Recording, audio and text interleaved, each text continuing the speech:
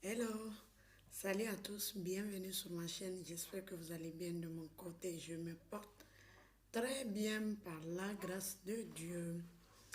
Alors aujourd'hui, je vais vous parler des conséquences du tire-lait. Pour vous dire que ces inventeurs-là ne font rien pour rien. Donc, quand on a le lait, on ne peut pas acheter le lait artificiel. Mais si on n'a pas de lait, on est obligé d'acheter le lait artificiel. Mon expérience, voilà comment je l'ai constaté. Je suis mère de 3 enfants. Quand j'ai eu mon premier fils, je l'allaitais avec mes seins. J'avais tellement de lait que je devais presser mes seins pour enlever un peu de lait. Parce que le bébé, il était si petit, il ne buvait pas beaucoup de lait. Donc quand je l'allaitais, mes seins étaient toujours gonflés et ça me faisait mal. Donc j'étais obligée de presser mes seins pour faire sortir le lait et puis le jeter. Mais du coup, j'avais acheté le tire-lait quand même. Mais comme si quelque chose m'avait dit de ne pas utiliser. Avec mon premier enfant, je n'ai jamais utilisé le tire-lait. Et mon bébé ne voulait même pas de lait artificiel. Il préférait seulement mes seins. Donc, je l'ai allaité avec mes seins. C'était un peu fatigant pour moi, mais de fait que mon bébé ne prenait pas de lait artificiel, j'étais obligée de l'allaiter. Donc, je l'ai allaité jusqu'à 10 mois. À 10 mois, j'ai décidé de le retirer le lait. Quand j'ai eu mon deuxième enfant, c'était une fille, donc je ne voulais pas passer encore la même chose parce que tout le monde sait que allaiter un bébé, c'est tellement fatigant, c'est tellement fatigant, tu ne peux pas dormir la nuit. À chaque fois que le bébé pleure, il faut que tu te lèves pour allaiter le bébé. Donc j'ai préféré du coup mélanger de l'allaiter aussi, mais mélanger avec du lait artificiel. Donc, sa bouche, quand j'ai accouché, ma fille, sa bouche était très petite et mon téton était si grand que ma fille ne pouvait pas prendre le lait. Donc, j'ai décidé d'utiliser le tire-lait pour tirer le lait et puis mettre dans le biberon pour la donner. Donc, j'ai fait cela et j'ai constaté que à 2 mois de l'accouchement, je n'avais plus de lait. Je me suis demandé, mais pourquoi je n'ai plus de lait? Et pourtant, j'avais assez de lait au début, j'avais le lait en abondance. Je me suis demandé, mais pourquoi ce changement radical? Donc, je me suis dit, pourquoi ce changement radical? J'avais le lait en abondance, mais seulement à 2 mois, je n'ai plus de lait. Je dis, je ne comprends pas pourquoi je n'ai plus de lait. Est-ce que vous comprenez? Et pourtant, avec mon premier fils, même quand j'ai décidé de arrêter de l'allaiter, j'avais toujours le sein, j'avais toujours le lait maternel.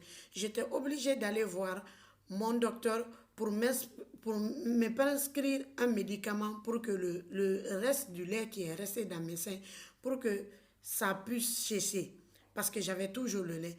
Et le deuxième enfant, à 2 mois déjà, je n'avais pas le lait, je ne comprenais rien. Je me suis assise, j'ai un peu réfléchi. Je dis, ah, est-ce que c'est pas le tire-lait qui est la cause de ça? Mais comme je n'étais pas sûre de ça, je dis, ok, il n'y a pas de problème. Donc, j'ai continué à donner le lait artificiel à ma fille. Je dis, ok, si je vais avoir un autre enfant, je vais faire la remarque, je vais constater, je vais voir si c'est le tire-lait ou bien si c'est seulement ma nature. Donc, quand j'ai quand j'ai eu mon troisième enfant, j'ai décidé aussi de l'allaiter. Qu'est-ce qui se passe?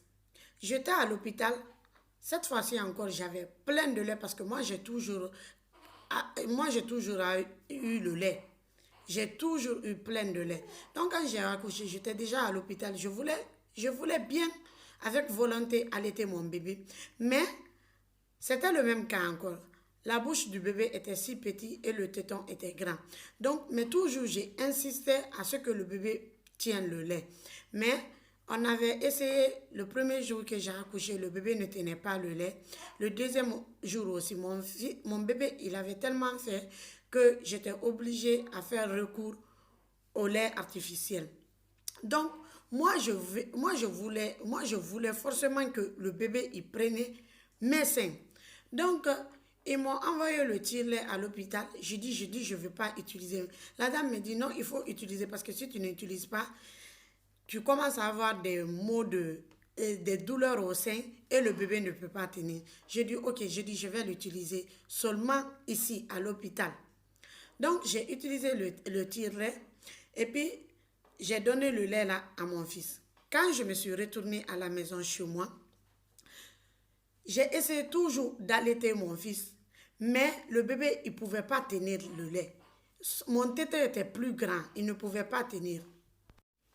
Donc, du coup, du retour à la maison, mon bébé, il pleurait toujours parce qu'il avait faim. Moi qui insistais toujours parce que je voulais qu'il prenne le sein, je voulais l'allaiter. Je voulais l'allaiter par force. Mais le bébé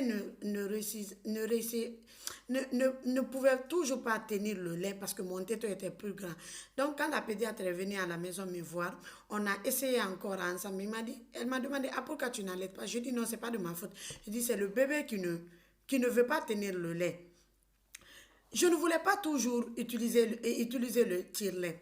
Donc, je suis restée comme ça. Je dis, ok, je dis, comme je n'ai pas d'autre choix, et mon fils a faim, je dis, il faut que je vais essayer le tire-lait. Si avec le tire-lait, le lait quand même va sortir pour que je puisse le donner mon lait maternel, quoi. Donc, j'ai utilisé le tire-lait à plusieurs reprises. J'utilisais le tire-lait pour donner le lait à mon fils.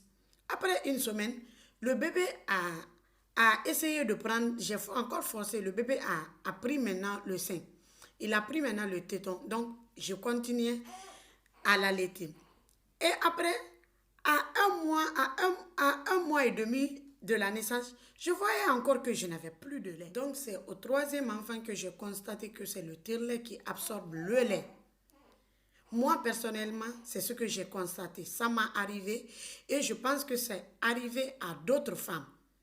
Je ne dis pas que toutes les femmes, si elles n'ont pas de lait, que c'est dû à ça. On est différentes. Mais je pense que la majorité des femmes qui utilisent le tire-lait et qu'elles n'ont plus de lait, c'est dû au tire-lait. Donc, c'était ce petit message-là que j'avais à partager avec vous. Partagez pour aider beaucoup de femmes, pour aider d'autres personnes. Likez, laissez-moi les commentaires en bas. Comme je vous l'ai dit, ces inventeurs-là ne font rien pour rien. Ils ont inventé le tire-lait pour que on puisse acheter le lait artificiel parce que si on n'a pas de lait, on est obligé d'acheter le lait artificiel. Mais si on a le lait, on ne peut pas acheter le lait artificiel. En tout cas, pour les mamans donc qui ont la volonté de allaiter leur bébé avec le sein maternel, ils ne vont pas acheter le lait artificiel. Donc, c'était tout pour aujourd'hui. J'espère que cette vidéo vous a plu et le message vous a fait plaisir. Je vous adore. Merci pour votre attention. Bisous. Bye bye.